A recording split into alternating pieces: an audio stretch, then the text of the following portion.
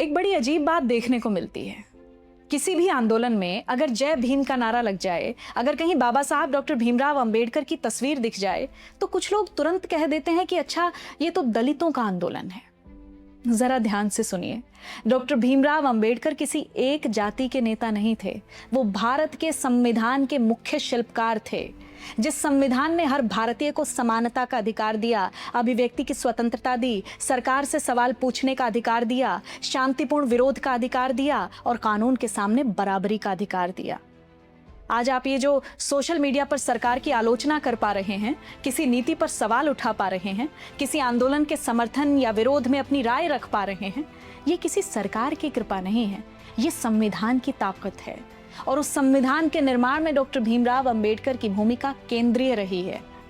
और सच कहूं, सबसे ज्यादा दुख तब होता है जब कुछ महिलाएं भी सोशल मीडिया पर बाबा साहब को लेकर अभद्र टिप्पणियां करती हैं। उन सबसे मैं सिर्फ इतना कहना चाहती हूं कि आपको तो सबसे ज्यादा डॉक्टर भीमराव अंबेडकर का ऋणी होना चाहिए, उन्हें पढ़ना चाहिए, क्योंकि भारत में महिलाओं के अधिकारों की सबसे मजबूत संवैधानिक लड़ाइयों में डॉक्टर अंबेडकर सबसे अग्रणी नेताओं में रहे हैं।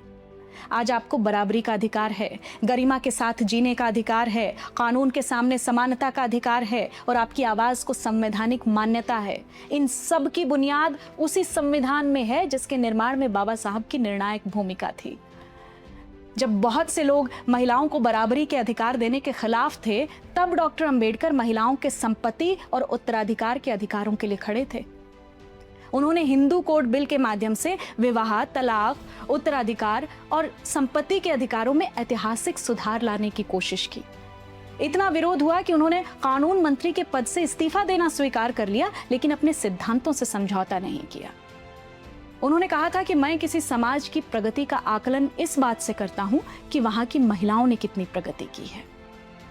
जिस व्यक्ति ने भारतीय महिलाओं के अधिकारों की बुनियाद मजबूत करने में इतना बड़ा योगदान दिया हो, उसके बारे में राय इतिहास पढ़कर बनाइए, पूर्वाग्रह से नहीं।